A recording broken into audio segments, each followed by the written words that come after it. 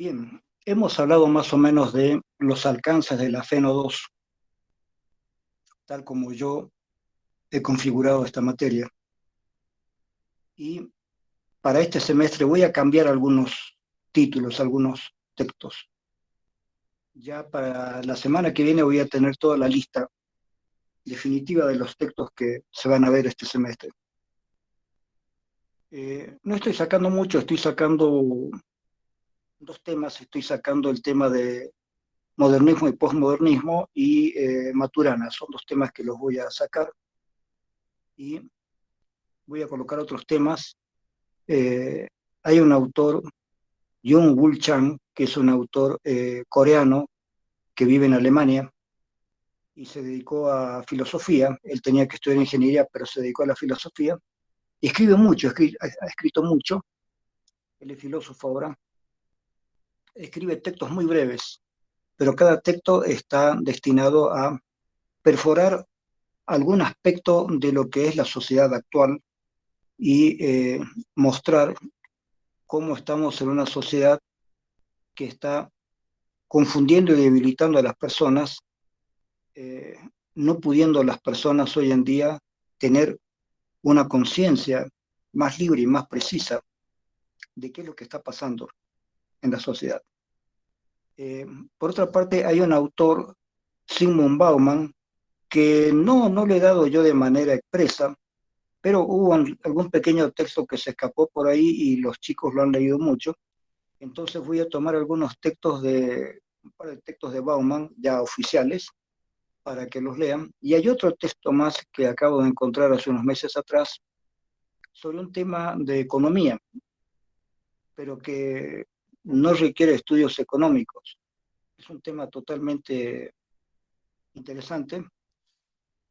No es el único autor que habla sobre esto, pero es un tema muy discutible porque tiene que ver con la oferta de un sueldo permanente básico para todas las personas.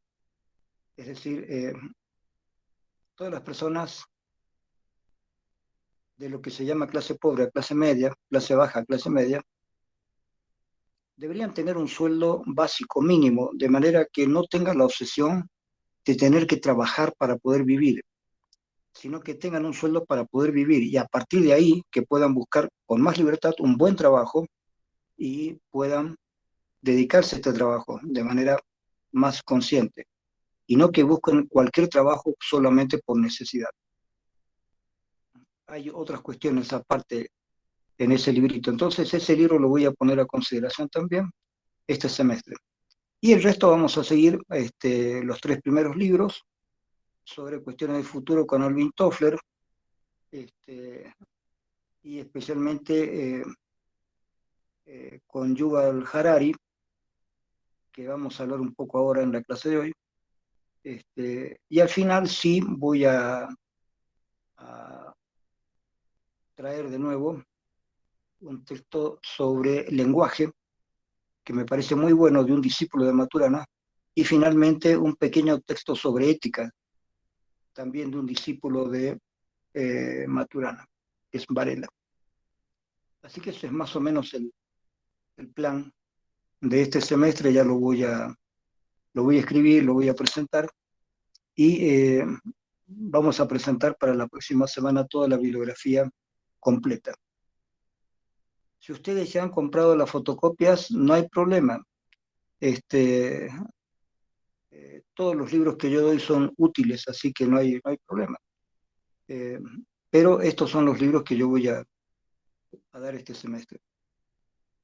Si hay cambios de último momento que yo hago, nunca he hecho esto antes, es porque se está complicando un poco esta manera de dar la materia, porque en otras épocas, en clases más normalizadas, digamos, clases presenciales, llegábamos a ciertos acuerdos con los estudiantes sobre los textos que tenían que leer y cómo tenían que leer, pero desde el año pasado la pandemia ha traído un poco de desvinculación docente-estudiante, y yo no sé si los estudiantes entienden lo que tienen que leer, si entienden las clases que yo les doy, o si tienen demasiados problemas subjetivos como para poder estudiar. No soy yo el único que tiene problemas con mi materia. Todos los docentes tienen problemas con sus materias, algunos en mayor medida, otros en menor medida, pero estamos viendo que los alumnos no están pudiendo encajar totalmente su vida de estudiante con su vida como persona, como ciudadano que tiene que atender a su familia, tener cuidado con la pandemia, etcétera, etcétera, etcétera. Esto de alguna manera ha modificado las pautas de conducta de docentes y alumnos. Por eso, en este caso, yo estoy decidiendo hacer estos cambios en mi materia para que ustedes tengan textos, no digamos fáciles, porque ningún texto es totalmente fácil, pero textos un poco más posibles de ser leídos sin que yo tenga que estar ahí atrás explicando cada frase, cosa que sí es necesario en un tema como modernismo y posmodernismo. Es un tema complejo porque en ese tema ustedes deberían ver cuadros, deberían escuchar música, deberían leer literatura, es decir, debería haber toda una serie de cuestiones aparte que ustedes deberían ya tener y como yo sé que no tienen ese background, no tienen ustedes ese entrenamiento previo, entonces debería dar solamente ese tema durante todo el semestre. Así que es un tema complicado, por eso lo estoy sacando. Es un hermoso tema el de modernismo y posmodernismo, pero lo estoy sacando por estas complejidades, digamos. Y estoy sacando el tema de Maturana porque estoy incidiendo demasiado en ese tema y hay otras cosas que quiero destacar más actuales. El único autor que persiste, digamos, es Alvin Toffler porque es el principio de la materia. Es a partir de Alvin Toffler que yo he decidido que la gente tome conciencia de que estamos entrando ya hace tiempo en un mundo totalmente nuevo, en un mundo raro, digamos, para lo que venimos viviendo desde hace mucho tiempo atrás. Este, y bueno, vean, Alvin Toffler es de la década del 70, yo lo leí por primera vez más o menos en el 78, por ahí, 79. El libro había leído antes, había aparecido antes. Yo trabajaba en una empresa de publicidad, era una empresa grande que tenía un sector de publicidad y después se convirtió en empresa de publicidad también. Yo trabajé en esa empresa, llegué a ser director creativo y gerente de producción, así que todo el trabajo lo tenía yo. Y el gerente comercial de esa firma, ya que esta empresa de publicidad estaba de alguna manera dependiendo de otra empresa mayor. Este gerente comercial, charlando conmigo, me dice, yo veo que usted tiene ciertas inquietudes, Mario, mire, lee este librito a ver qué le parece. Y me dio el primer libro de Alvin Toffler, El shock del futuro. Me lo dio en inglés, no había la traducción todavía, así que bueno, más o menos lo leí y me gustó mucho. Y después ya fui tratando de comprar todos los libros de Alvin Toffler en versión castellana, digamos, más fácil, no domino mucho idiomas extranjeros, leo varios idiomas, pero eh, uno se acostumbra a las traducciones, lamentablemente. Pero tengo prácticamente todos los libros de Alvin Toffler. Y como les dije, Alvin Toffler vino acá a Cochabamba, cosa que mucha gente ignora, y dio una conferencia, yo estuve ahí. No pude acercarme a hablar con él personalmente, no había esa posibilidad, pero estuve en la conferencia, escuché, di la conferencia en inglés con una mala traducción, así que por ahí me saqué los audífonos y traté de escucharlo directamente.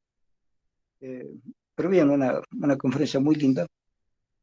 Eh, a esas alturas ya había escrito 3 libros y él estaba viniendo a promocionar su tercer libro, que tenía que ver sobre la economía, eh, el poder del dinero, todo esto. Entonces Toffler sigue siendo vigente para muchas cosas. No se puede entender el mundo que estamos viviendo ahora sin leer a Alvin Toffler. Él es el primero que da las pautas del cambio que viene, que va a venir y que se va a hacer cada vez más grande, ¿sí? Hay aquí una insistencia en el cambio social a partir de la informática, y sobre eso él va a insistir. Entonces, a partir de ahí ya hay una serie de libros que van a tratar el mismo tema desde diferentes ópticas. Algunos libros más sencillos, otros más complejos. Entonces, yo quiero hoy abordar a un autor que se llama Yuval Noah Harari. Harari.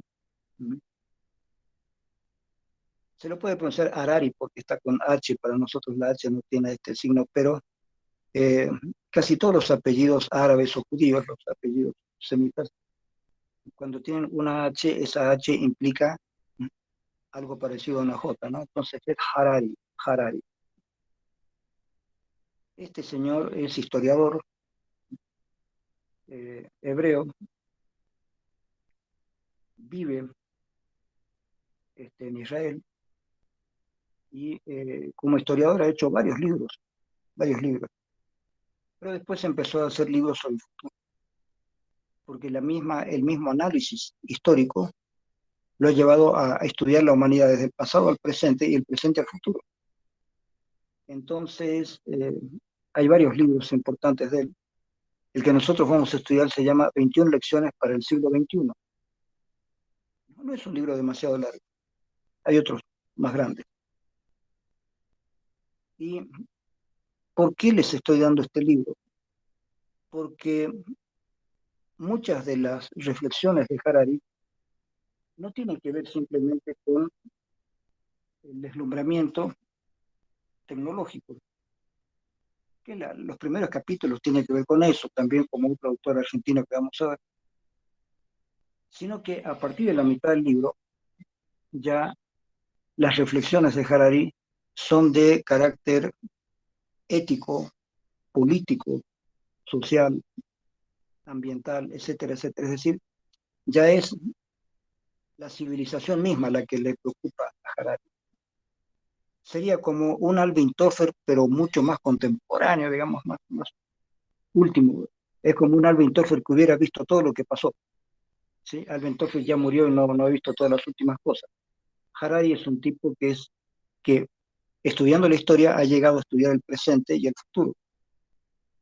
Y es alguien que está viendo todos los cambios y hace algunas consideraciones éticas, filosóficas, sobre lo que está ocurriendo y lo que puede seguir ocurriendo.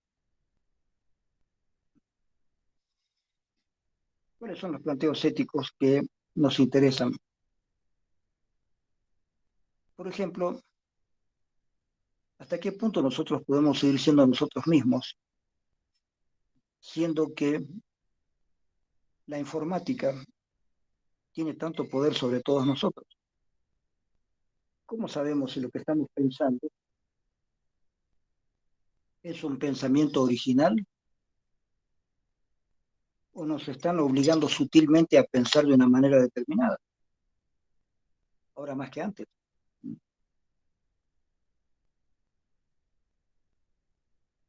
Carlos Marx habló de ideología en estos términos, de una serie de ideas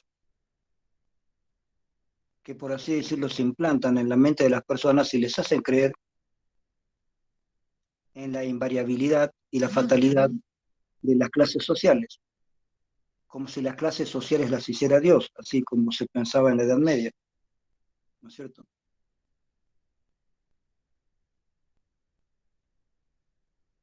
Cuando en realidad las clases sociales las hacemos nosotros, los seres humanos. Es un producto histórico, económico, de grupos de poder que al tener suficiente poder establecen un cierto tipo de sociedad. Ese tipo de sociedad está destinado además a que ese poder continúe. Y el poder de nuestra época es el poder capitalista. Ahora, actualmente ustedes saben que Rusia ya dejó de ser un país comunista como era. China se mantiene en una ideología comunista a nivel político, pero en una práctica totalmente capitalista, lo cual es algo raro, digamos, ¿no?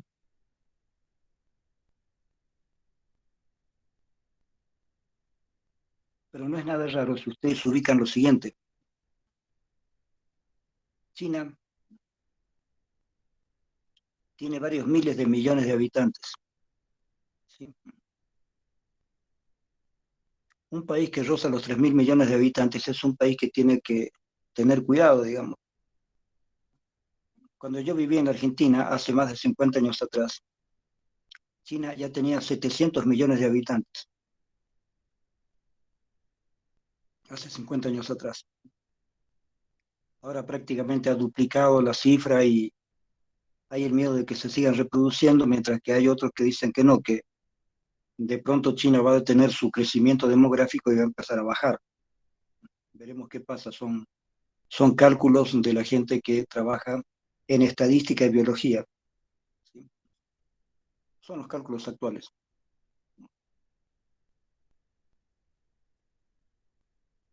Hay muchos países que a partir de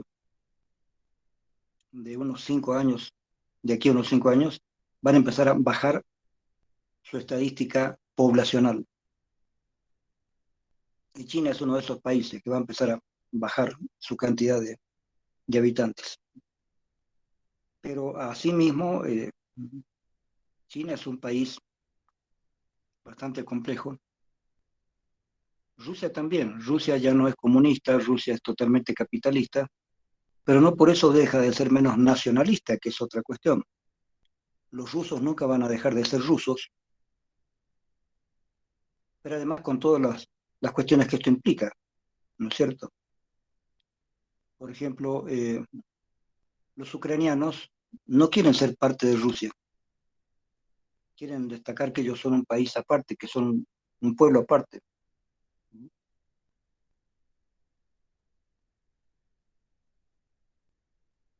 Y si Rusia decide invadir Ucrania, los ucranianos alzan la voz, protestan, pero estos ya son problemas que Rusia traía desde antes de que fuera comunista, desde mucho antes. Rusia empezó en una ciudad que se llama Kiev, y esa ciudad hoy en día quiere ser libre, no formar parte de Rusia. Pero Rusia comenzó en Kiev, en realidad.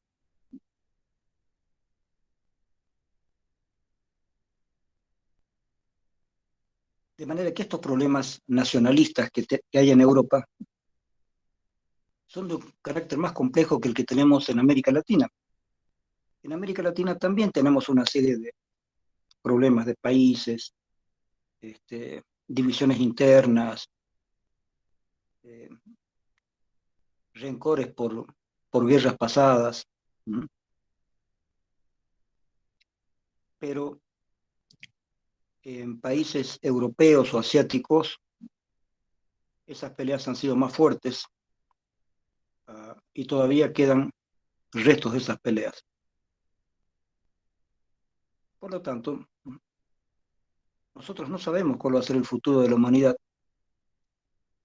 pero una cosa ya es visible: el comunismo fracasó en todas partes, queda un resto, digamos, de algo pseudo comunista en Cuba, en Corea del Norte, pero son pocos los focos que se pretenden comunistas.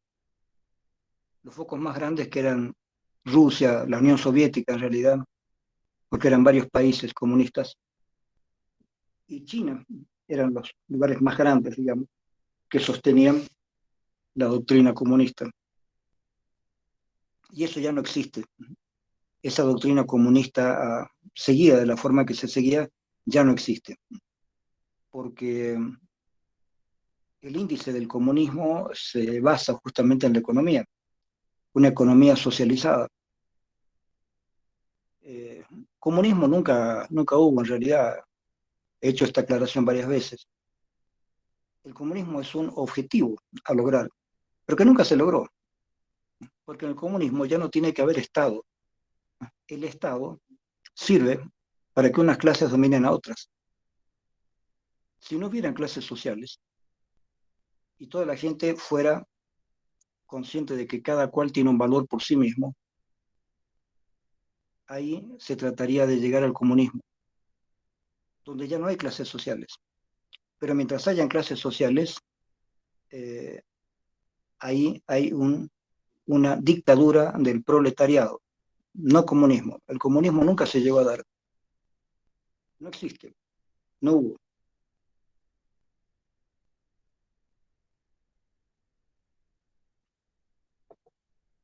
Si hubiera comunismo, habría la democracia perfecta además. Y todos sabemos que ni Rusia, ni como Unión Soviética, ni como Rusia, ni China, ni Cuba, ni Corea han sido países democráticos.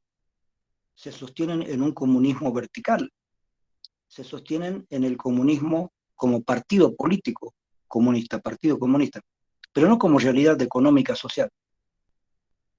No existe el comunismo en Cuba, no existe el comunismo en Corea,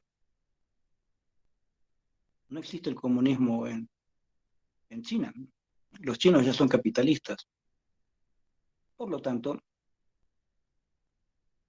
hay que tener cuidado con estas denominaciones, no, no creer cualquier cosa que uno le dicen.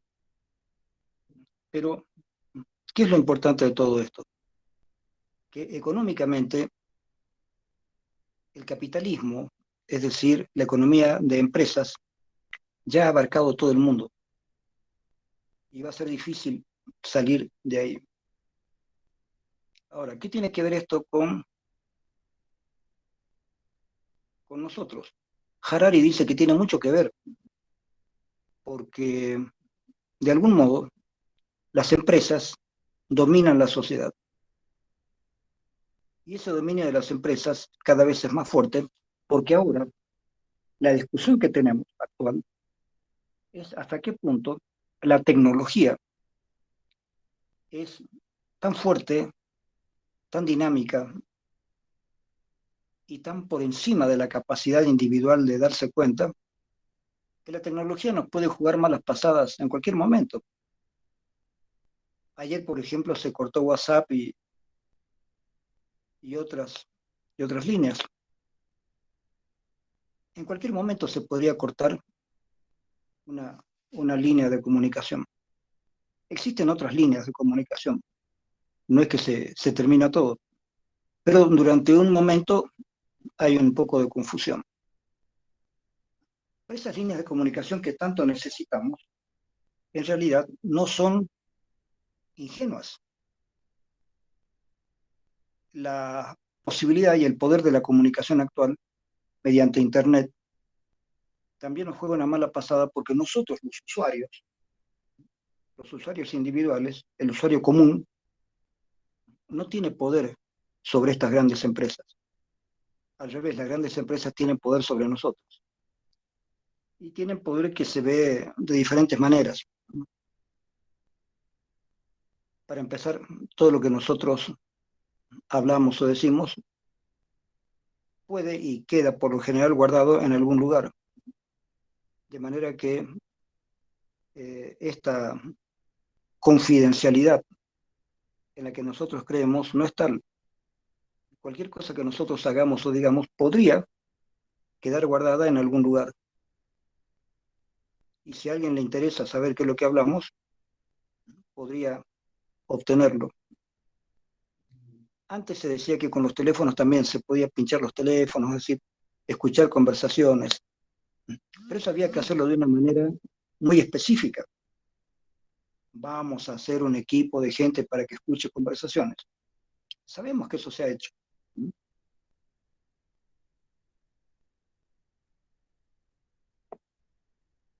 Y algunas personas eran tan expertas que sabían cuando habían determinados ruidos en su teléfono, sabía que eso significaba que alguien estaba escuchando su conversación.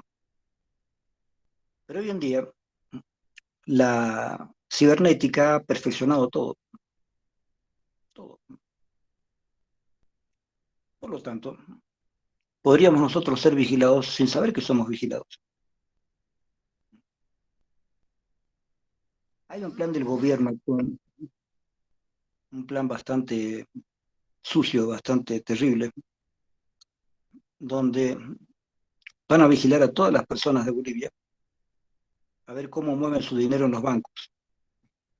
¿Qué quieren saber? Quieren saber si alguien está haciendo algún negocio ilícito y que está ganando un dinero que no debería ganar porque viene por un lugar fuera de la ley. Ahora que yo sepa, el mayor lugar fuera de la ley con el cual se obtiene dinero es la droga, la cocaína. Y este gobierno piensa, eh, de una por todas, piensa eh, hacer que todos los ciudadanos quedemos expuestos a una vigilancia, pero una vigilancia de la cual el ciudadano no sabe nada. Si ninguno de nosotros sabe en qué momento pueden estar investigando los fondos que tenemos en el banco, que la mayoría de nosotros no tiene problema en eso, porque el único dinero que yo tengo es el dinero de mi universidad, de la universidad, que después va a ser el de la jubilación y nada más. No tengo negocios aparte. Pero hay mucha gente que sí tiene negocios, toda clase de negocios. Y esas personas van a tener que tener cuidado de que no se confunda un negocio legal que ellos hacen con algún negocio ilegal. Pero lo que se está discutiendo, que está en la ley que quiere aprobar este gobierno, es que cualquier persona que tenga conocimiento o que crea tenerlo sobre algún movimiento de dinero ilegal que está haciendo X persona, lo puede denunciar sin que esta persona quede puesta. Nadie va a saber que esa persona le ha dicho al gobierno, ojo, yo desconfío de esta persona. El gobierno inmediatamente va a perseguir a esa persona, la va a hacer, le va a hacer un seguimiento sin que esta persona sepa nada. Y las personas que denuncian van a ser anónimas. Se va a cubrir el anonimato de cualquier persona que quiera delatar a otra por cualquier motivo. Esta es la ley que están por aprobar. Ya tiene una media aprobación en diputados y ahora la quieren aprobar en senadores. Si se aprueba esta ley va a ser terrible, porque Bolivia se va a transformar en la peor época de Rusia o en las peores épocas de Estados Unidos, donde hay una persecución al ciudadano común por parte de un Estado todopoderoso que le va a pagar a las personas que den informes sin que nadie sepa que están dando informes, y ellos van a investigar a las personas sin que esas personas sepan que están siendo investigadas. Es una ley muy, muy terrible la que piensan este, aprobar ahora, y bueno, muchos estamos en contra de esto, ¿no? Porque existen ya previamente, hay leyes para controlar todo esto. No es necesario hacer una nueva ley mucho más persecutoria. No es necesario. Pero sabemos que este gobierno está haciendo eso porque no es que necesite perseguir a la gente económicamente. No es que haya posibilidad de que hayan personas que tengan movimientos raros así en el banco. Las personas que más movimientos raros pueden hacer, les digo, son los narcotraficantes. Y la mayoría de la gente que yo conozco no es narcotraficante ni para nada. Habría que ver la gente que desde el Chapar en adelante se dedica a la transformación de la coca en cocaína. Habría que chequear ese sector, básicamente. Porque el sector informal es así. En Bolivia durante años de años, se ha permitido la introducción ilegal de productos para que sean más baratos, ¿no es cierto? El 80% del comercio de la cancha, por ejemplo, es informal. Hay gente que va a la frontera, trae cosas de contrabando y por eso las trae más baratas, no paga impuestos. Entonces en la cancha podemos encontrar cosas muy baratas y muchas veces de muy buena calidad porque han pasado de contrabando. Y eso ya es una costumbre en Bolivia. Y yo creo que los gobiernos han permitido esto porque han dicho, bueno, somos un país pobre, nunca vamos a ser un país rico como otros, entonces permitiremos que hayan un cierto porcentaje mercadería de contrabando para que sea más barata y que la gente pueda comprar, adquirir. Pero siempre queda la alternativa de perseguir el contrabando, perseguir eh, la droga, etcétera. Existe la opción y hay leyes para esto, pero leyes que no se las cumple porque el mismo país sabe que no puede cumplirlas.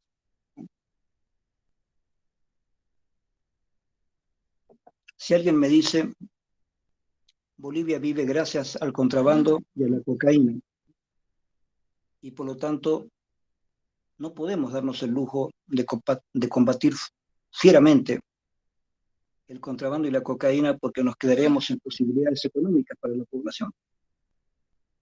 La población necesita comprar cosas baratas, porque Bolivia es un país siempre pobre, entonces la gente es pobre. No es un país rico como Estados Unidos, no es un país europeo, ¿sí? No es Canadá, no es Australia, no son países donde hay mucho dinero, o Japón. No, Bolivia es un país tradicionalmente pobre, con mucha gente de pocos ingresos.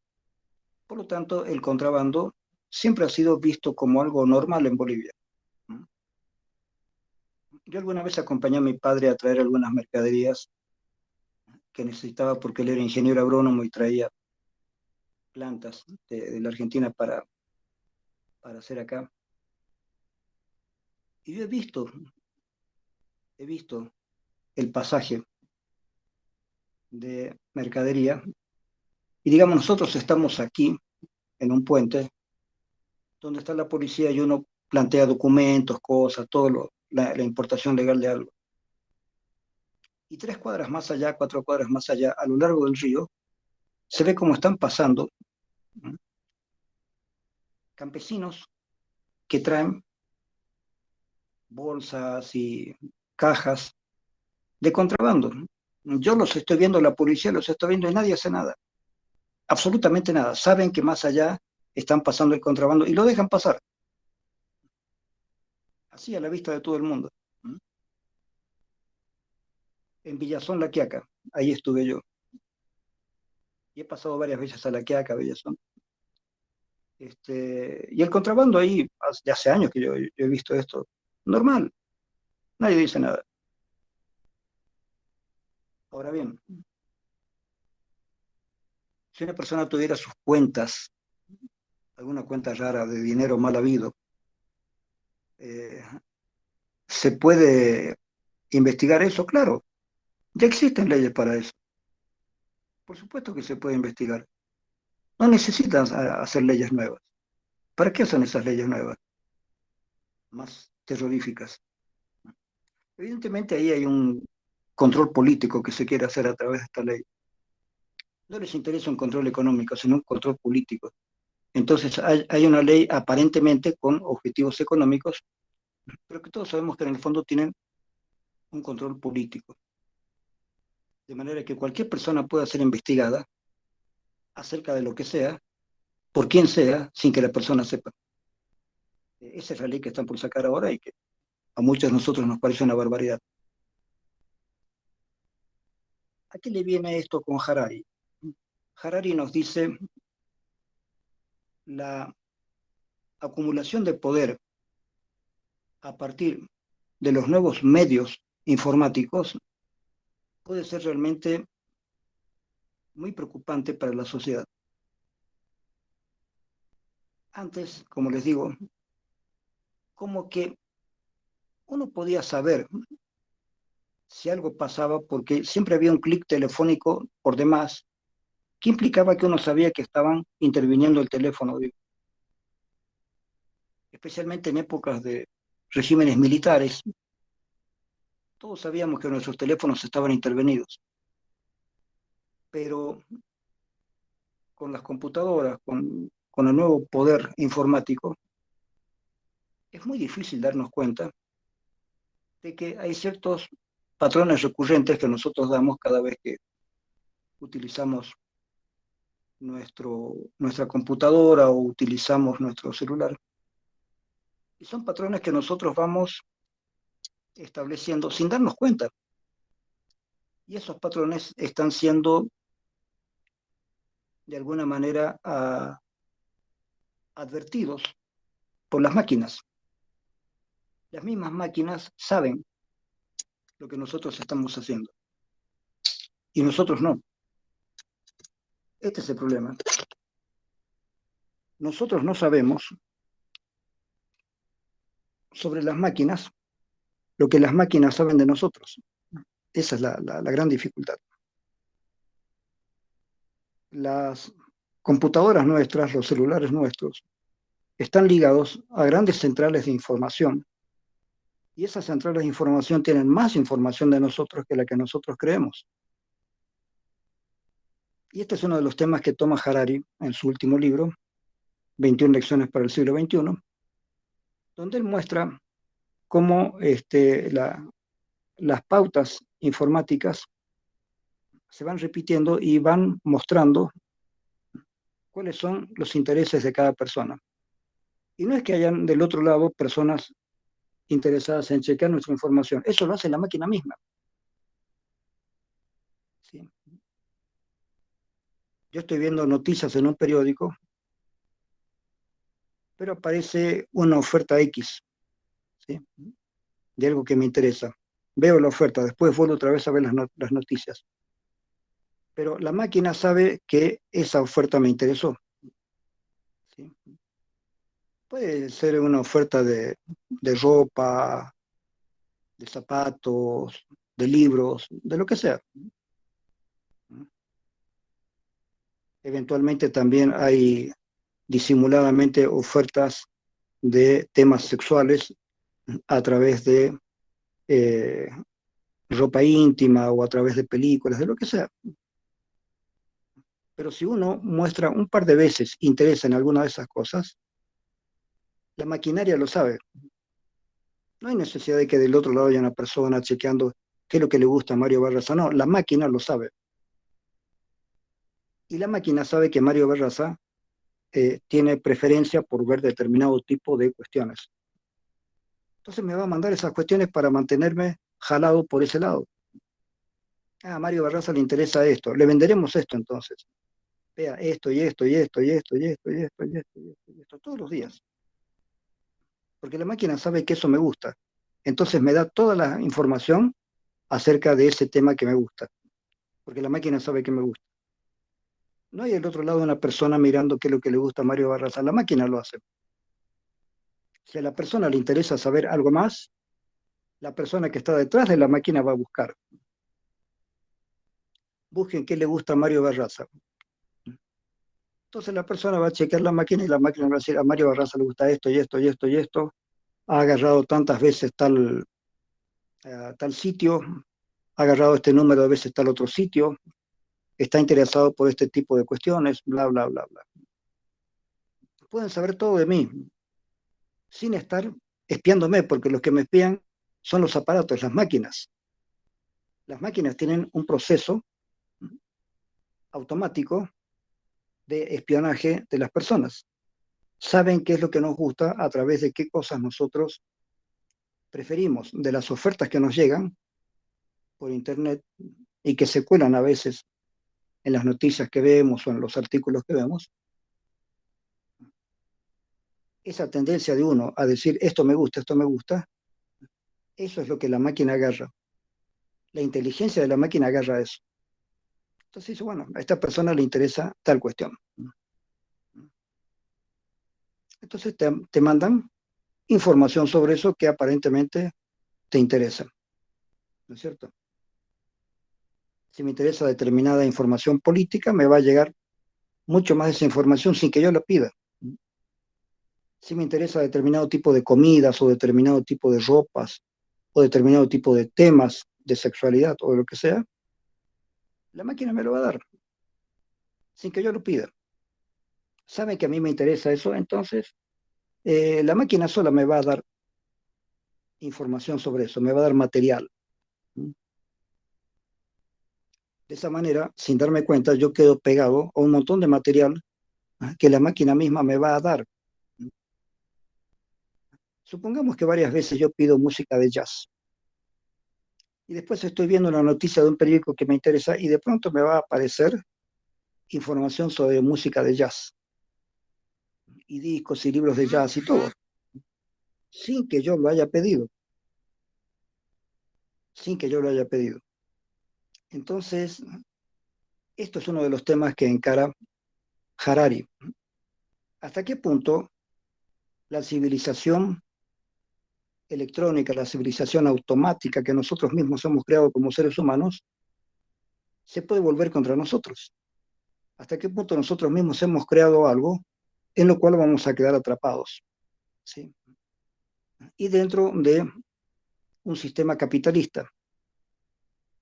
Para esto, entonces, Harari en varios capítulos hace estudios sobre la moral, sobre la historia, sobre la creatividad, sobre la publicidad, etcétera, etcétera.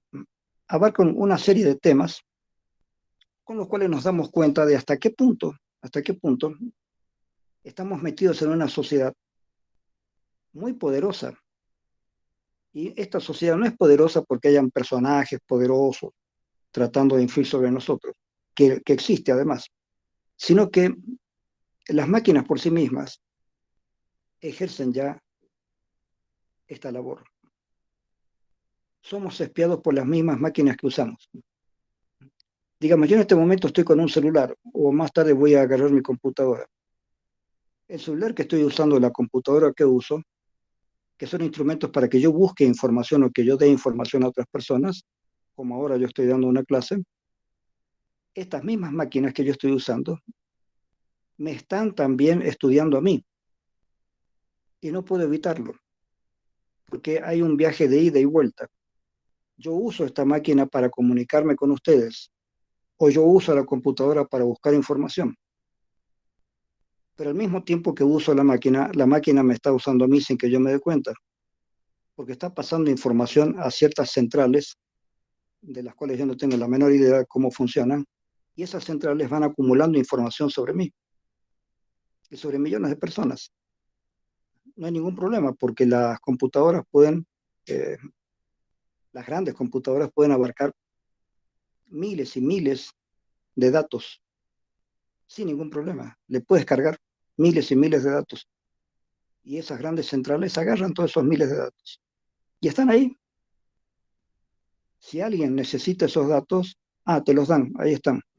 Entonces una gran compañía o un gran, digamos, un partido político, este, o un gobierno, quiere saber algo acerca de aquellas personas que están interesadas en sexualidad o en política. Y saben quiénes son, porque esas personas a cada rato buscan información sobre sexualidad o sobre política. Entonces nos tienen clasificados a todos. Entonces, si algún gobierno está interesado en llegar a la mente de las personas a través de la sexualidad, saben quiénes están interesados. Y a través de las mismas máquinas que nosotros usamos, nos mandan información. Nosotros le estamos dando información a ellos y ellos nos mandan información a nosotros. Lo grave es que nosotros no nos damos cuenta que nos sacan información personal. Y lo más grave es que nosotros no nos damos cuenta que ellos nos están inyectando información. Es más, existe en este momento la posibilidad, escuchen bien esto porque es escalofriante, que una misma empresa de noticias le dé a diferentes personas las noticias que quieren escuchar. ¿Sí? Digamos que yo creo que no hubo golpe de Estado en Bolivia. Digamos que yo creo que Evo Morales, García Linera, se aprovecharon de la democracia y empezaron a tener demasiado poder y quisieron quedarse más de la cuenta y la población reaccionó y ellos se vieron ya sin poder justificar el poder arbitrario que estaban teniendo y al final decidieron irse porque se dieron cuenta que se estaba armando un problema muy, muy gordo. Pero no hubo un golpe de Estado. Eso yo lo creo. Y hay otras personas que, al revés que mi persona, creen que sí hubo un golpe de Estado organizado así, bla, bla, bla. A partir de que las máquinas saben quién es cada uno, a mí me va a llegar mucha información acerca de que no hubo golpe de Estado. Toda esa información que a mí me interesa me va a llegar. Yo me voy a sentir bien porque voy a decir, hay mucha gente que piensa como yo. Qué bien. Pero son las máquinas las que están agarrando todas las personas que piensan como yo y me están mandando toda esa información. Entonces yo pienso que en otras partes hay muchas publicaciones que dicen exactamente lo que yo pienso, pero no es así. Hay otras personas que piensan que hubo un golpe de Estado y a esas personas les va a llegar muy frecuentemente noticias de varias partes del mundo que dicen sí, hubo un golpe de Estado en Bolivia. Y esas personas van a estar seguras que sí hubo un golpe de Estado porque su máquina le está diciendo eso. Sí, en todo el mundo hay personas que piensan que hubo un golpe de Estado en Bolivia. Entonces, nos están vendiendo la información que nosotros queremos para que estemos usando permanentemente el celular y permanentemente la computadora. Nos obligan, nos seducen, nos enamoran de la información que nosotros mismos estamos generando. No nos damos cuenta que nosotros generamos la información que queremos recibir. Entonces nos dan la información que queremos recibir. Y esa información es falsa porque es una información creada para nosotros. No es una información neutra. Entonces, ¿qué hay que hacer? Buscar diferentes fuentes de información. A ver qué le llega a uno, a otro, a otro, a otro. Por ejemplo, hay dos periódicos, dos publicaciones argentinas que son exactamente opuestas. ¿Sí? Uno es el periódico Clarín de Buenos Aires, que es un periódico de una empresa que se llama Clarín, que es una empresa enorme, que tiene en sus manos periódicos, canales de televisión, radios. Es una empresa que Cristina Fernández hace años atrás quiso no destruir, pero por lo menos bajarle el tono, que no tenga tanto poder sobre la población, y no lo logró. Entonces sabemos que el periódico Clarín siempre va a dar noticias contra los peronistas, contra el gobierno peronista, siempre. Entonces si una persona lee solamente Clarín y le gusta el periódico, ya sabemos que esas personas están en contra del gobierno peronista. Mientras que hay otra publicación que se llama Página 12. Curioso el caso de que el que fundó Página 12, Jorge Lanata, después se fue de Página 12 y ahora trabaja en Clarín, es decir, trabaja en la competencia contraria, digamos, ¿no? Y Página 12 se quedó con una idea más bien de izquierda, más bien populista, donde ellos avalan a Cristina Fernández, avalan al gobierno peronista, están de acuerdo con eso y en contra del presidente que fue Macri, en contra de lo que se puede denominar la derecha, en contra del diario Clarín. Entonces, si uno quiere enterarse más o menos de qué es lo que está pasando en la Argentina, tienes que leer Clarín y tienes que leer Página 12, que son dos publicaciones totalmente contrarias. Y uno mismo tratar de hacer un promedio, tratar de más o menos de ubicarse a qué es lo que realmente está pasando allí, ¿no es cierto? Algo parecido con respecto a amigos y parientes. Tengo parientes que no quieren saber nada con este gobierno. Y amigos. Hay otros que sí. Tengo un amigo muy amigo que se ha vuelto peronista. Era un tipo de izquierda como yo, pero a él le convence Evo Morales, le convence Cristina Fernández. Él está en lo que se suele llamar a veces populismo actual latinoamericano, pero él está convencido y no puedo discutir con él. Dice, no, Mario, pero si nosotros acá sabemos que hubo un golpe de Estado, fue así, así, así. Yo le digo, no, boludo, yo vivo hace 50 años en Bolivia. Vos no podés saber mejor que yo. Yo sé mejor que vos lo que está pasando acá. Y discutimos. Y nos queremos desde secundaria, o sea, ¿sí? Somos grandes amigos. Pero en ese punto, lamentablemente, discutimos y me parece que cada uno de nosotros, queriendo o sin querer, ya se ha alineado en un cierto tipo de información. Yo le digo, no, vos estás leyendo Página 12 y estás metido en una cierta información que es errónea, no es la información correcta. Pero mi amigo dice que no, que el que está confundido soy yo, que yo no sé nada. que él sabe más que yo de política y que él sabe que aquí hubo un golpe de Estado, bla, bla, bla, bla, bla. Entonces, evidentemente, hay líneas políticas que recorren varios países. Entonces, hay una línea política de izquierda popular o populista, digamos, que recorre toda América Latina, de gente que ha intentado seguir adelante y apoyar la revolución cubana, revolución en la que ya mucha gente no cree. ¿Y por qué no cree? Porque el asunto es que las revoluciones dictatoriales ya no convencen a nadie. Por eso cayó la Unión Soviética, por eso cayó China y se convirtió en capitalista. Es decir, los grandes países que estaban convencidos de hacer una política de izquierda represiva, bastante monolítica, se han dado cuenta que eso no funciona. Entonces, en China siguen siendo políticamente represivos, pero económicamente capitalistas. Terminaron con esa cuestión del socialismo. Y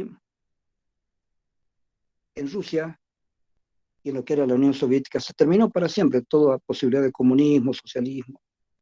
Ya no hay, no existe eso. Pero los cubanos acá en Latinoamérica insisten todavía con esa idea, a pesar de que están pobres. Nadie los apoya, porque antes los apoyaba Rusia, y Rusia dejó de ser comunista hace años.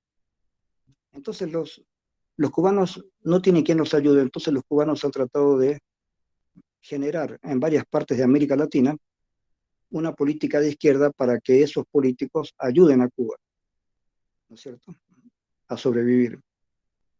Entonces se supone que hay países como Nicaragua, como Venezuela, como Bolivia, como antes Ecuador y Brasil, como antes y ahora otra vez Argentina, que están ayudando a Cuba, están convencidos de que hay que seguir adelante con una política socialista. Pero todo esto que yo les cuento no es una clase sobre política, digamos, que en parte lo es, sino para que ustedes entiendan cómo Harari analiza la sociedad actual para mostrarnos cómo estamos, porque todo el mundo está usando el poder de las computadoras. Y aquellas personas que saben mucho de cómo funciona el poder de las computadoras están dominando la sociedad. Y nosotros los que somos simplemente consumidores de la tecnología, estamos envueltos en esa tecnología y hasta cierto punto sabemos que estamos envueltos por la tecnología, pero también sabemos que no podemos salir de ahí porque esto ya nos envolvió. No podemos renunciar a la computadora y renunciar al celular. Es decir, podríamos, pero estamos seguros de que con eso nos vamos a quedar desconectados de gran parte del mundo. Si yo no tengo un celular, no sé qué está pasando con mis amigos, no sé qué está pasando con mis colegas de la universidad, no sabría qué está pasando con algunos familiares que están lejos, ¿sí? Si no fuera por mi computadora, por mi celular, no sabría cómo están evolucionando muy bien mis nietos que están en Australia o mis otros nietos que están en Estados Unidos. Antes se hacía mediante cartas, te mandaban una foto, pero ahora es instantáneo, fotos, este, informaciones, es ese rato instantáneo. Y además con posibilidad de mandar no solamente fotos, sino películas, es decir, grabaciones, donde yo puedo ver a mi nieto de 1 año y medio cómo está empezando a jugar al fútbol, ¿sí? Cómo le está interesando poder manejar, dominar una pelota. Es decir, estoy viendo cómo se mueve. Estoy viendo a mi nieto de 1 año y medio, desde que nació hasta ahora. Estoy viendo todos sus progresos físicos, sus movimientos, cosa que antes era imposible, imposible. A lo sumo, si alguien llegaba a sacar una película, hasta que te mandara la película, hasta que tú obtuvieras algo así, era muy difícil. Hoy en día lo ves y lo puedes guardar además. Así que a la larga no queremos renunciar a estas posibilidades tecnológicas. La pregunta es, está bien, no queremos renunciar a esto, no renunciamos, pero ¿cómo hacemos para no quedar prendidos de la tecnología? Y que los grandes consorcios económicos y políticos no nos manejen a nosotros psicológicamente a través de la tecnología. Ese es un tema que Harari lo pone muy bien, y por eso quiero que lean a Harari, porque con Harari volvemos otra vez a una posibilidad de Alvin Toffler, no solamente estudiar la tecnología, sino estudiar también los efectos de la tecnología. Alvin Toffler estudia esto de una manera muy general, en cambio Harari lo está estudiando de una manera muy específica. Cómo la tecnología se mete ahora en nuestra vida cotidiana y por lo tanto hay que revisar de nuevo todos nuestros pensamientos acerca de moral, acerca de política, ¿no es cierto? Acerca de arte, acerca de literatura, acerca de lo que sea, acerca de la historia. ¿Quién escribe la historia y cómo la escribe? Harari es historiador, por eso mismo sabe cómo a veces se pueden inventar cosas que nunca ocurrieron y hacerle creer a la gente de que eso es histórico, de que sí ocurrió. ¿Cómo se pueden crear documentos falsos acerca de algo que nunca ocurrió y pretender que eso sí ocurrió? Y ahí vienen las discusiones. ¿Cuántos millones de judíos murieron en los campos de concentración en Alemania? ¿10 millones, 8 millones, 5 millones? Estamos hablando de millones de personas que murieron. Y eso ya no se puede tapar. Fueron millones de personas. La discusión es en cuántos millones. Algunos hablan de 8 millones, otros al principio se habló de 10 millones, después se ha llegado a que eran 7 millones. Sabemos que han sido millones de personas las que murieron en los campos de concentración, en los hornos crematorios, o sea, se metía a personas en hornos donde los quemaban, o se metían las personas en cámaras de gas. Se les hacía creer que se iban a duchar, los metían desnudos, hombres, mujeres, niños, en ciertos cuartos, y cuando se prendían las duchas, ellos decían que los iban a duchar, lo que salía era gas, y se ahogaban ahí con el gas. Así han matado millones de personas. Entonces, todas las barbaridades que hizo el régimen de Hitler, hoy en día están bien documentadas, pero todavía por ahí hay discusiones. ¿Cuántas personas murieron? ¿Cómo murieron? ¿Dónde murieron? Las personas que estaban a cargo de eso sabían o no sabían lo que estaban haciendo.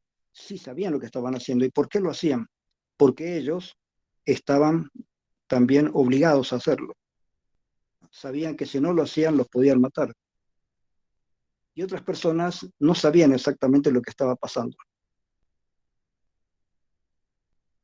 Una gran cantidad de población de Alemania declaró que no sabían lo que estaba pasando en Alemania.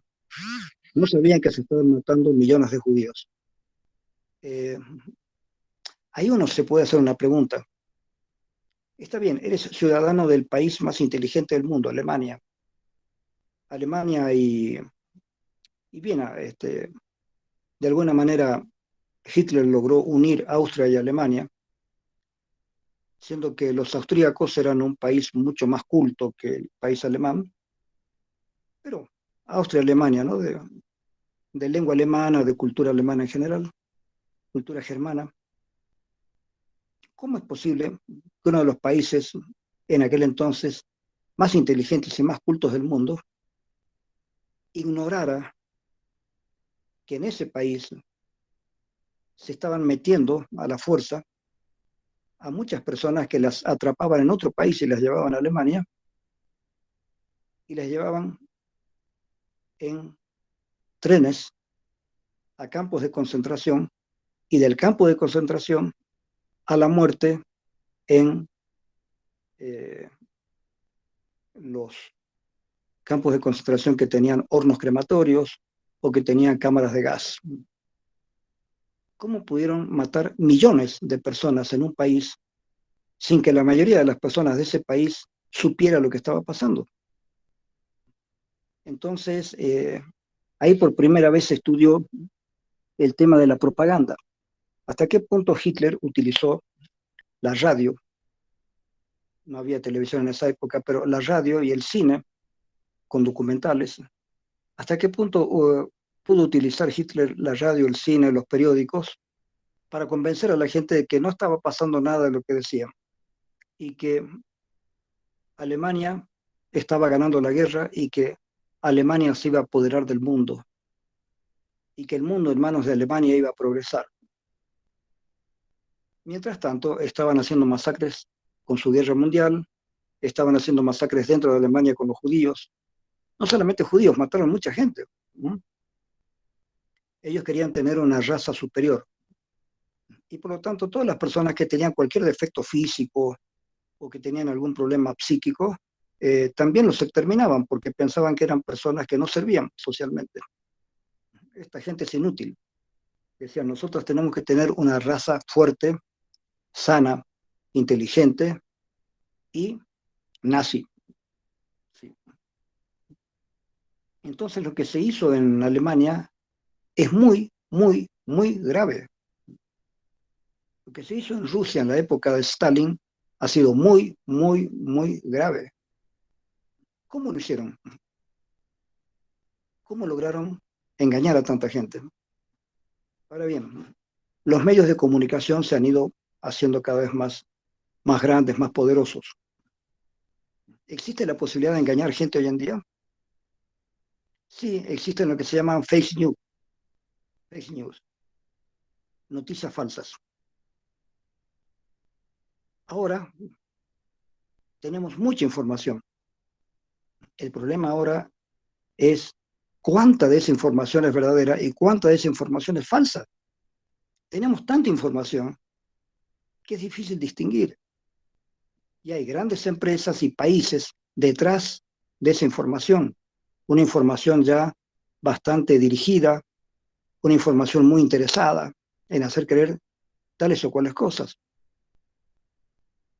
Yo estoy convencido de que en Bolivia no hubo un golpe de Estado, pero la gente del MAS cree que sí hubo golpe de Estado. Algunos tal vez no lo creen, pero dicen, bueno, es mejor decir que hubo golpe de Estado. Entonces toda la gente que pudiera ser enemiga de Evo Morales va a morir ahora porque los vamos a acusar de que hicieron un golpe de Estado. Entonces hay intereses políticos, obviamente. Pero aparte de los intereses políticos, se usan los medios de comunicación de toda manera posible para convencer a la gente. Y ahí aparecen las fake news, las noticias falsas. Y hay noticias falsas que corren por todo el mundo. Inclusive nosotros a veces por curiosidad leemos cosas que a lo mejor nunca han sucedido, sino que se hacen para que uno esté prendido a esas noticias, a un medio de información X. Entonces te hablan de violaciones que a lo mejor nunca sucedieron, te hablan de un robo en tal lugar, te hablan de un asesinato en tal lugar, y a lo mejor algunas de esas cosas no han sucedido, pero te las pintan de una manera muy bonita como si hubieran sucedido. O aparecen testigos falsos hablando de algo que nunca sucedió. ¿Cómo sabemos cuáles noticias son verdaderas y cuáles son falsas? ¿Y cómo lo sabemos ahora que hay tantas noticias? ¿Cómo distinguimos lo verdadero de lo falso? Este es uno de los temas que aborda entonces Yuval Noah Harari. Por eso quiero que lean este libro, 21 lecciones para el siglo XXI. ¿Sí? Junto con Alvin Toffler, junto con Santiago Bilinsky, en un libro que se llama Pasaje al Futuro, un libro muy lindo. Pero Bilinsky no se mete en el tema de lo político, lo ideológico. Bilinsky agarra solamente la parte tecnológica y te muestra cómo esa parte tecnológica va a influir sobre la educación, sobre muchas cosas. Pero no abarca mucho el tema político. En cambio, Harari abarca el tema político, económico, moral, religioso, porque todo esto forma parte de la cultura en la cual vivimos. Estos temas son temas culturales. Vivimos en una sociedad y esa sociedad produce una cultura. Pero a partir de la cultura tecnológica, a partir de la cultura tecnológica, nosotros estamos invadidos por la tecnología. Y esa tecnología la usa la derecha, la izquierda, los populistas, los no populistas, toda la gente que tenga algún poder político va a usar los medios de comunicación y los medios de información para decir lo que quieran. ¿Cómo sabemos nosotros, la población común, el ciudadano común? ¿Cómo sabemos cuál de esa información es verdadera y cuál es falsa? Si hay tanta información, ¿cómo sabemos? Yo no le puedo creer al gobierno, ni a este gobierno, ni a ningún gobierno, porque sé que todos los gobiernos van a utilizar todo su poder para darnos una información interesada, la información que le interesa al gobierno. Ahora bien, existen los partidos políticos que son contrarios al gobierno. En cualquier gobierno del mundo siempre hay por lo menos dos posiciones. La posición oficial de un gobierno y la posición eh, no oficial o extraoficial de aquellos que no quieren ese gobierno. En todas partes del mundo existe esto. Pero la pregunta es, ¿cómo logramos nosotros saber quién es quién? ¿Cómo logramos saber quién tiene razón? Muy simple, no podemos. No podemos. No podemos porque además las redes juegan con nosotros. Nos pueden dar información falsa con toda la posibilidad de que parezca verdadera. Porque además nos han estudiado. Les repito, las máquinas nos estudian a nosotros. No es que haya necesariamente personas detrás de las máquinas, las hay, pero las máquinas solas nos estudian. Estudian eh, qué tipo de noticias nosotros elegimos ver. Digamos que yo soy peronista, entonces elijo ver noticias peronistas. Digamos que yo soy antiperonista, quiero ver noticias antiperonistas. En cualquiera de los casos, además, me gusta ver pornografía, o me gusta ver deportes, o me gusta ver literatura, o me gusta ver cine. Entonces, en la medida en que ellos saben que yo tengo estas otras aficiones, me van a enviar música, o deportes, o cine, o pornografía, me van a enviar aquellas otras cosas que saben que a mí me gustan. No es que haya personas, les repito, no hay personas del otro lado de las máquinas viendo qué le interesa a Mario Barraza. La máquina lo sabe. Hay una cuestión que se llaman algoritmos. Esos algoritmos son como figuras matemáticas, son las veces que uno pulsa determinada cuestión de interés, la máquina lo va registrando. ¿Sí? Mario Barraza ha pulsado más de 3 veces tal cuestión, quiere decir que esto le interesa. Entonces la máquina sola me busca en todo el panel de información que tiene la maquinaria de Internet, cuánta de esa información me puede agarrar para mandármela y me la envía. Y sabe que yo me voy a quedar bobo viendo tanta información que la máquina sabe que a mí me interesa. No hay personas del otro lado. La máquina sabe que esa información me interesa y la máquina me lo da. En el momento que a otra persona le interese saberlo por motivos políticos, simplemente no va a mirar toda la máquina, va a mirar Mario Barraza y la máquina sola le va a decir, a Mario Barraza le interesa esto y esto y esto y esto y esto. Las máquinas están funcionando como espías. No necesariamente hay personas detrás de la máquina viendo qué es lo que le interesa a Mario Barraza. La máquina lo sabe. ¿Sí? Si a mí me interesa el cine, la máquina lo sabe. Ustedes saben, por ejemplo, que en tu celular tú puedes tener acceso a sitios específicos. Entonces hay gente que le gusta el cine de los años 40, o hay gente que le gusta Nietzsche, o hay gente que le gusta García Márquez, o hay gente que le gusta lo que sea. Entonces uno se mete en esos sitios para charlar con otras personas acerca de ese tema que le gusta. Y la pregunta es, ¿quién dirige ese sitio? Sí, en algunos casos aparentemente hay personas que dirigen el sitio. En otros casos no, son sitios que los hacen personas y se olvidan. Y el sitio funciona autónomamente. Entonces yo estoy en el sitio de aquellas personas que les gustan las películas de tal director, digamos. Y me conecto con personas que les gusta eso. Son grupos. En psicología social uno estudia los grupos. ¿Qué tipos de grupos hay? El grupo que le gusta tal cosa. Pero antes, si a mí me gustaba el cine de determinado tipo de director, el cine, me gustaban las películas de Woody Allen, digamos. o me gustaban las películas de Kubrick, Stanley Kubrick. Entonces tenía que elegir yo a ver dónde encontraba personas que le gustara lo mismo. Pero hoy en día es fácil. Hoy en día hay grupos y esos grupos funcionan de manera automática.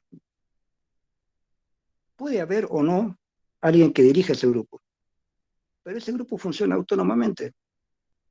Es el grupo de aquellas personas que les gusta tal director o tal actor o tal música, tal cosa. Participan de eso. Y una cosa que no existía hasta la aparición de la cibernética, el hecho de que yo, sin darme cuenta, me conecte con muchas personas de todo el mundo a las cuales les interesa ese tema igual que a mí. De pronto puedo estar hablando con personas de España o de Francia o de cualquier parte a los que les gusta ese tema. Y me estoy conectando con personas de muchas partes del mundo sobre un tema determinado, cosa que antes hubiera sido imposible. Imposible. A lo sumo me hubiera conectado con algunas personas de mi ciudad o de mi país para ver quiénes están interesados en un tema determinado. Pero hoy en día me puedo conectar con muchas personas de cualquier parte del mundo que están interesadas en el mismo tema que yo. Y si yo puedo leer en inglés o en francés, de pronto puedo conectarme con una gran cantidad de personas, viendo gran cantidad de temas, y eso me atrapa. ¿Para qué le sirve a la tecnología atraparme? Para venderme algo. Me van a vender una idea filosófica, me van a vender una idea política, me van a vender una ideología, o me van a vender un producto determinado. Y detrás de la venta de ese producto hay dinero, porque hay cosas gratis, pero también hay cuestiones para las cuales se paga. Si usted paga, le vamos a enviar información sobre eso y esto y esto. Entonces hay un momento en que la gente empieza a gastar dinero para conseguir información cada vez más específica, sea de sexualidad, sea de política, sea de lo que sea. Y la gente empieza a gastar dinero, no solamente información gratuita, la gente gasta dinero. Y cuando va buscando cada vez más información, va dando más información de sí misma. ¿Cómo se llama usted? Este, cuál es su dirección? ¿Cuál es su sitio? Bla, bla, bla, bla. Y uno va dando información de uno mismo. Pero uno va dando información de uno mismo para que a uno le den información, ¿no es cierto? Yo voy a dar información mía para que a mí me den información que a mí me interesa sobre cine o sobre lo que sea. Pero esa información que yo doy, no debería darla, porque tras de esa información que yo doy, me atrapan en una red política, en una red económica. ¿No? Muchas personas quedan atrapadas en redes de prostitución, de cualquier cosa, por meterse en lugares en los que no deberían meterse. Entonces estamos muy conectados, pero eso no supone necesariamente una ventaja. Puede ser una desventaja, puede ser un peligro también. Todo esto lo analiza Harari. Ese que Harari entonces no es un ingenuo, porque él escribió otros libros así donde se podía ver cómo él estaba feliz de todos los progresos de la civilización, bla, bla, bla. Pero en este librito abarca temas éticos, temas de moralidad, de ética, y nos alerta a todos acerca de cómo la nueva civilización que está surgiendo a través de las máquinas y todo esto es la misma civilización que ya conocemos, pero con más poder cada vez. Es decir, aquellos que detentan el poder político tienen cada vez más poder porque las máquinas les dan ese poder. Si yo tengo mucho dinero, puedo darle todo ese dinero a Microsoft y pedirle a los de Microsoft, oigan, yo les voy a dar varios millones de dólares, pero quiero que me den información privilegiada acerca de estos temas. Entonces Microsoft me va a dar información privilegiada sobre determinados temas que me interesan, porque yo estoy dando dinero a Microsoft. Estoy ayudando a que Microsoft crezca, que se desarrolle, dando dinero. Estoy comprando información. Se puede, se puede. Se hace, se hace. Entonces, el poder informático es cada vez más grande. Hay que ver en manos de quiénes se está quedando ese poder informático. ¿Y para qué? ¿Qué se hace con ese poder?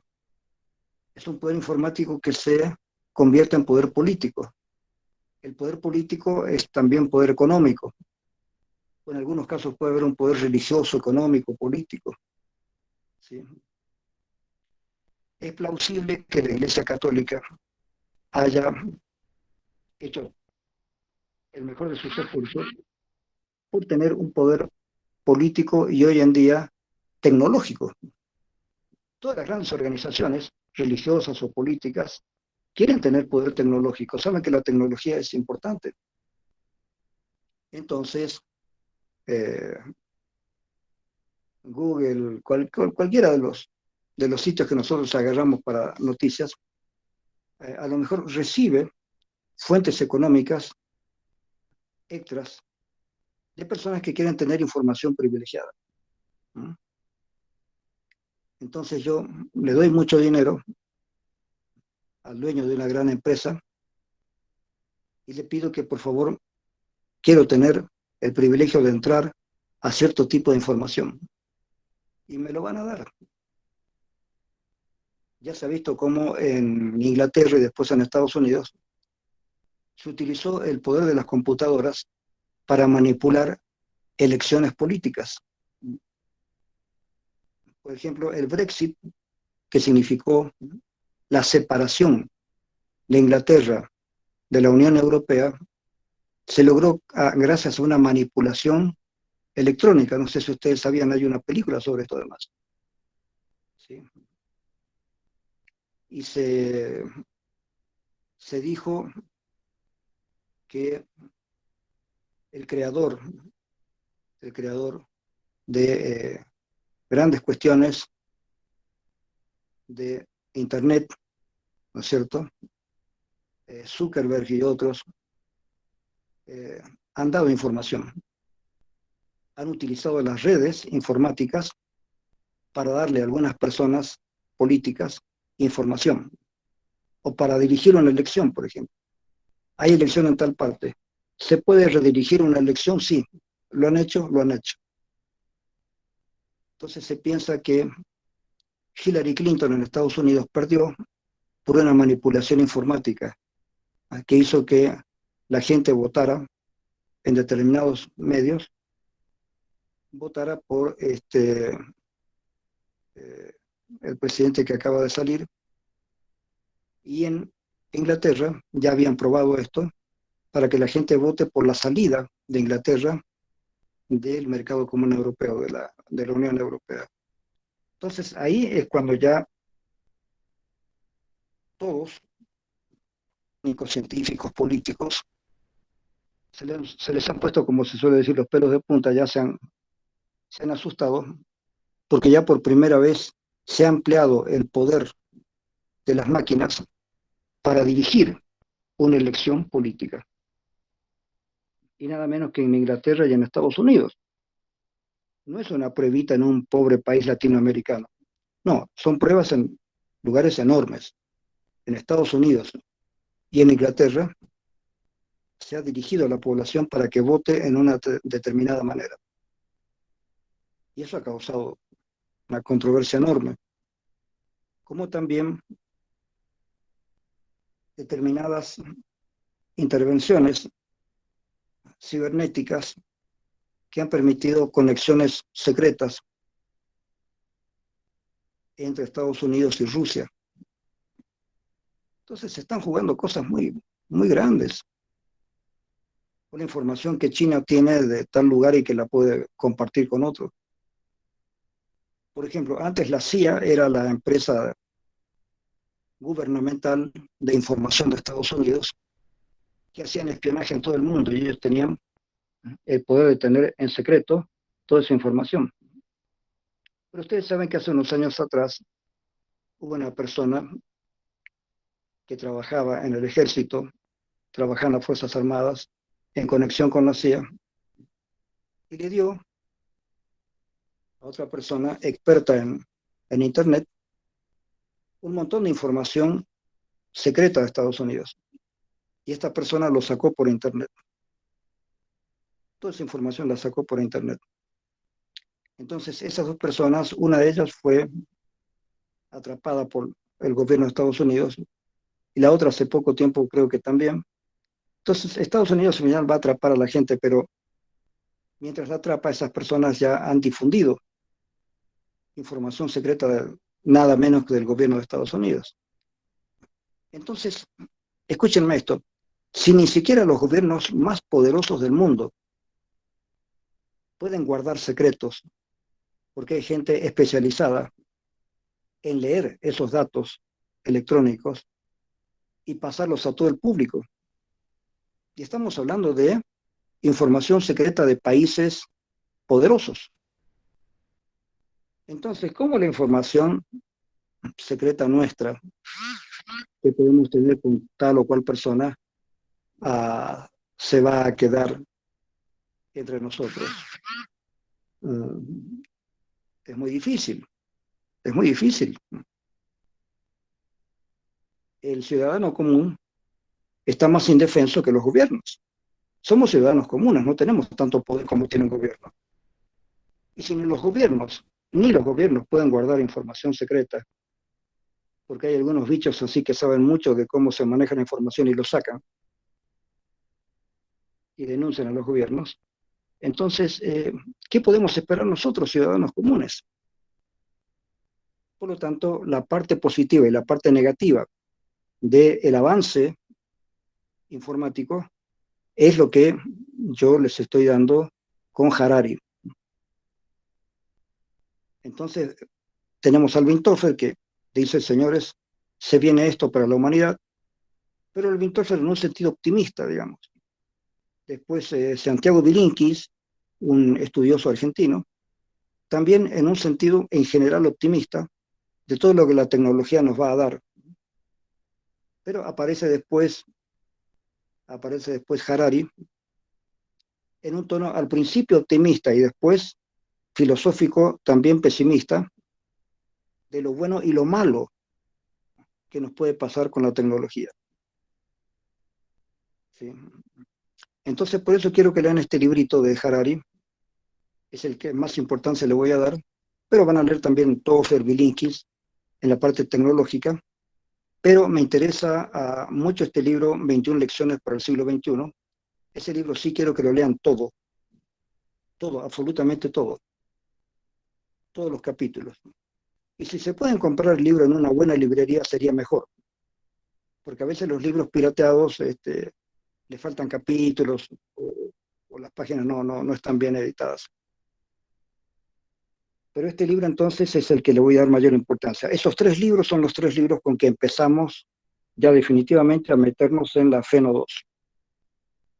Y de los 3 libros, el último que les digo, el de Harari, el de 21 lecciones, es el libro por excelencia que quiero que lo lean entero. Porque como les digo, no hay solamente las novedades tecnológicas, sino todo lo bueno y lo malo que puede suceder a partir de acá. Hay un estudio no moralista, sino ético acerca de qué pasa, cómo pensamos a través de esto.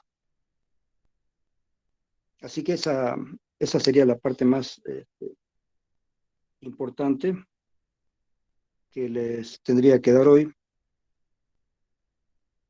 Y por favor, todas las preguntas que tengan, háganlas al colega Luis.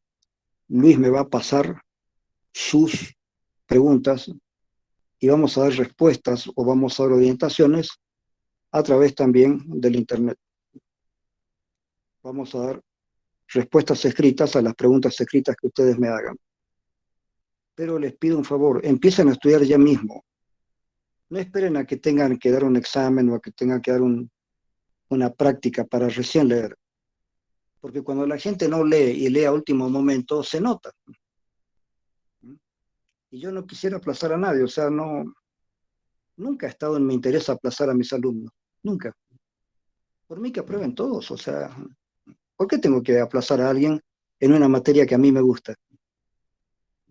Mi materia no es para correr gente, para aplazar gente, no. Ahora, hay materias muy importantes en la carrera y los profesores están obligados a exigir mucho y a aplazar. Yo no quiero aplazar gente, pero tampoco puedo dejar que no estudien, digamos, ¿no? Porque si no estudian, si no leen, se destruye la positividad de la materia. Yo considero que mi materia es muy positiva, positiva en el asunto en que les dan información importante.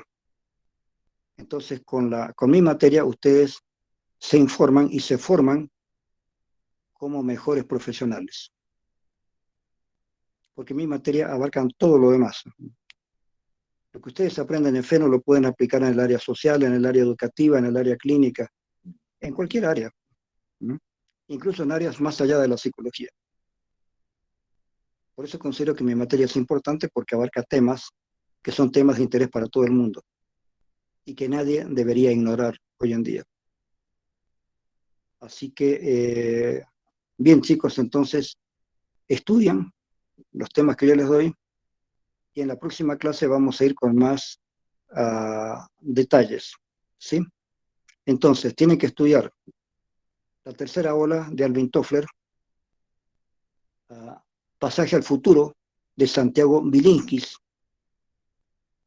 y 21 lecciones para el siglo XXI de Yuval Noah Harari. Son los 3 primeros libros que vamos a ver. Luis les va a dar esa información con detalle, la información que requieran, y comiencen a leer, por favor. Les va a gustar además, les aseguro que son libros muy interesantes, que están hechos para todo público además. Ojo, no son libros especializados, no son libros así para especialistas en informática ni nada. Es para todo público. Así que estos libros ustedes los pueden leer tranquilamente. Toda la gente está leyendo estos libros. Miles y miles de personas están leyendo estos libros. Así que, ¿cómo no los van a leer ustedes? Yo pienso que un psicólogo debe tener suficiente cultura científica y tecnológica, ¿no es cierto? Especialmente si por ahí deciden dedicarse a psicología social o educativa, les va a ser mucho más importante esto. ¿Listo? Nos vemos. Gracias, chicos. Chau, chau. Hasta luego, Lice. Gracias.